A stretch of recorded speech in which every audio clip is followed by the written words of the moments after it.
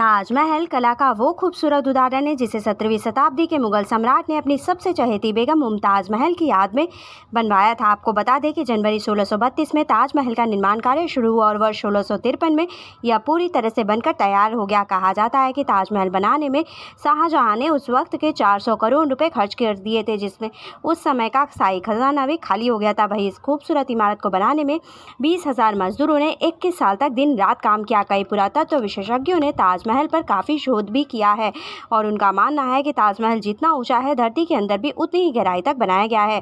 ताजमहल के नीचे दर्जनों गुप्त कमरे हैं और लेकिन ताजमहल के रहस्यमय तहखानों की तरह ही उन रास्तों को भी शाहजहां के समय से ही बंद करवा दिया गया। इस भव्य अजूबे में 22 ऐसे कमरे हैं जिन्हें जानबूझकर बंद कर दिया गया है। तो इन कमरों के पीछे आखिर क्या है? क्या ताजमहल हिंदू मंदिर की तर्ज पर बनाया गया है? और साथ ही ताजमहल बनाने वाले 20,000 मजदूरों के हाथ काटने वाली कहानी के पीछे की सच्चाई क्या है? हेलो एवरीवन, मैं आरती अग्रवाल आज आपके सामने एक नया वीडियो लेकर उपस्थित हूं। अपने आज के वीडियो में हम जानेंगे ताजमहल से जुड़े रहस्य के बारे में। तो चलिए बिना देर के वीडियो को शुरू करते हैं और जानते हैं इस बारे में डिटेल में। अगर बात करें ताजमहल बनाया क्यों गया था, तो आपको बता दें कि कहा जाता है कि 16वीं सदी में मुगल शासक शाहजहां ने अपनी बीवी मुमताज महल से बेपनाह प्यार किया। मुमताज ना सिर्फ बेहद खूबसूरत थी बल्कि शाहजहां को भी राजपाट से लेकर सभी महत्वपूर्ण निर्णयों को लेने में सहायता करती थी। लेकिन जून 1631 में जब शाहजहां को गद्दी पर बैठे 4 साल भी पूरा नहीं हुआ, तब अपनी 14वीं संतान को जन्म देते वक्त मुमताज की तबीयत काफ़ी बिगड़ गई थी और उनकी प्रसव पीड़ा करीब 30 घंटे तक चली। इसी दौरान शाहजहां ने अखंड भारत में मौजूद सभी डॉक्टर और हकीमों को मुमताज़ का इलाज करने के लिए बुलाया और दुआओं के लिए गरीबों में पैसे भी बांटे। लेकिन 17 जून 1631 के दिन मुमताज़ महल ने इस दुनिया को हमेशा हमेशा के लिए अलविदा कह दिया। शाहजहां के बारे में लिखने वाले बताते हैं कि उन पर अपनी प्रिय बीवी की मौत का बहुत बुरा असर हुआ और पूरे 1 हफ्ते तक ना वो अपने कक्ष से बाहर निकले और ना ही राजपाट के किसी काम में भाग लिया। अगले 2 सालों तक हर बुधवार को, जिस दिन मुमताज़ महल का निधन हुआ था, शोक दिवस के रूप में भी मनाया गया। इस समय उन्होंने राजगद्दी छोड़ने का भी मन बना लिया था, लेकिन फिर यह सोचकर ऐसा नहीं किया कि बादशाहत एक पवित्र जिम्मेदारी है जिसे अपनी निजी परेशानियों के लिए छोड़ा नहीं जाना चाहिए। साथ ही उन्हें अपनी बेगम मुमताज़ की आखिरी इच्छा भी पूरी करनी थी। दरअसल मरने से पहले मुमताज़ ने शाहजहां से कहा था कि उन्होंने अपने सपने में एक ऐसा सुंदर महल और बाग देखा है जैसा इस दुनिया में कहीं भी नहीं है।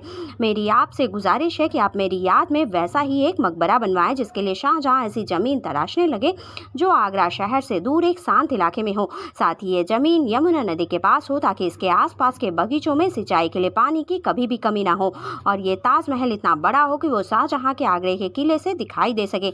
इन सभी मापदंडों पर खड़ी उतरने वाली 42 एकड़ की जमीन चुनी गई और ताजमहल का नक्शा बनाया गया, जो कि 1560 के दशक में दिल्ली में बने हुमायूं के मकबरे के तर्ज पर बनाया गया, जिसे बाद में जनवरी 1632 में ताजमहल का निर्माण कार्य शुरू किया गया। जिसके बाद सबसे पहले उस इलाके की जमीन को साफ किया गया और हजारों मजदूरों को अत्यंत गहरी नींव खोदने के काम पर लगाया गया। आपको बता दें कि ताजमहल को मजबूती से खड़ा रखने के लिए इसकी नींव लकड़ियों से बनाई गई। अब आपके मन में ये सवाल जरूर आ सकता है कि नदी के किनारे लकड़ियों की बनी इमारत आखिर 400 सालों तक कैसे टिक सकती है? तो आपको बता दें कि इसके पीछे यमुना नदी एक महत्वपूर्ण भूमिका निभाती है।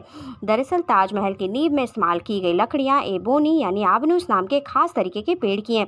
ये लकड़ियां एक तरह से पत्थर की तरह ही होती हैं, जो आम लकड़ियों की तरह पानी में तैरती नहीं बल्कि डूब जाती। इन लकड़ियों में दीमक भी नहीं लगता और सबसे महत्वपूर्ण बात तो ये है कि आबनूस की लकड़ियाँ में हमेशा अगर 30 से 40% नमी बनी रहे तो वो कभी खराब भी नहीं होती और यमुना नदी का पानी इन लकड़ियों में पर्याप्त मात्रा में नमी पहुँचाता है। इसी वजह से लकड़ियाँ पत्थर से भी ज़्यादा मजबूती से जमी हुई हैं। आपको बता दें कि ताजमहल की नींव और उसके आसपास की कई संरचना को लाल बलुआ पत्थर से बनाया गया है, जबकि मुख्य इमारत में सफ़ेद संगमरमर का इस्तेमाल किया गया। ये सफ़ेद संगमरमर 200 मील दूर राजस्थान के मकराना से लाया गया था। इसी सफेद संगमरमर की बदौलत ताजमहल अपना रंग भी बदलता है। जी हाँ, दिन के अलग अलग पहर के हिसाब से ताजमहल भी अपना रंग बदलता है।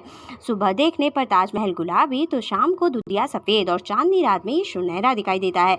ऐसा सफेद संगमरमर पर सूरज और चांद की रोशनी पड़ने के कारण होता है। आपको बता दें कि ताजमहल में नदी के तट वाले भाग में संगमरमर की नींव के नीचे लाल पत्थर से बने 22 कमरे हैं, लेकिन भारत के पुरातत्व विभाग ने इन कमरों पर ताले लगा रखे हैं। कोई नहीं जानता कि आखिर इन कमरों में है क्या। कहा जाता है कि इन 22 कमरों की दीवारों और छतों पर हिंदू देवी देवताओं के चित्र बने हुए हैं। इनके बीच से एक 33 फीट लंबा गलियारा भी जाता है। बताया जाता है कि सन 1634 में दिल्ली के एक निवासी ने दीवार में मौजूद एक छेद के जरिए ताजमहल के तहखाने के अंदर जो कमरे थे उनके अंदर झाँका, तो वो हक्का बक्का रह गया, क्योंकि उसने उन कमरों के स्तंभ पर भगवान शिव और कई हिंदू देवी देवताओं की तस्वीर देखी।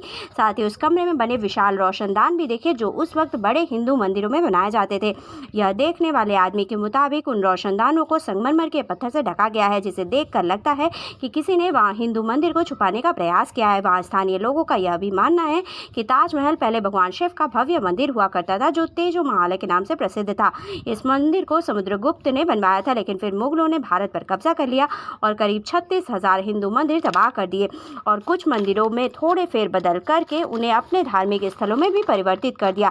ताजमहल को भी उन्हीं में से एक माना जाता है, लेकिन इन बातों में आखिर कितनी सच्चाई है वो कह पाना मुश्किल है। ताजमहल से जुड़ी एक और कहानी यह भी है कि जब शाहजहां ने मजदूरों के हाथ काटे जाने की घोषणा कर दी थी ताकि वो कोई और ऐसी इमारत ना बना सके, तो मजदूरों ने इसके छत पर एक छेद छोड़ दिया ताकि शाहजहां का खूबसूरत सपना कभी भी पूरा ना हो। और मजदूरों के हाथ काटे जाने की बात महज एक अफवाह है जो कब उड़ी किसी को भी नहीं पता। आखिर प्यार के नाम पर जिसने ऐसी खूबसूरत बिल्डिंग खड़ी करवा दी वो ऐसी क्रूरता कैसे कर सकता है। अंत में जाते जाते आपको ये भी बता दें कि शाहजहां अपनी बीवी मुमताज़ के लिए सफ़ेद ताजमहल बनवाने के बाद उसी के पास खुद के लिए काला ताजमहल भी बनवाना चाहते थे, लेकिन जब उनके बेटे औरंगजेब ने उन्हें कैद कर लिया तो उनका ये सपना भी अधूरा रह गया। खैर, आपकी इस बात पर क्या राय है हमें कमेंट करके ज़रूर बताइएगा। आज के वीडियो में बस इतना ही। For more such interesting video like and subscribe my channel. Thank you. Bye bye.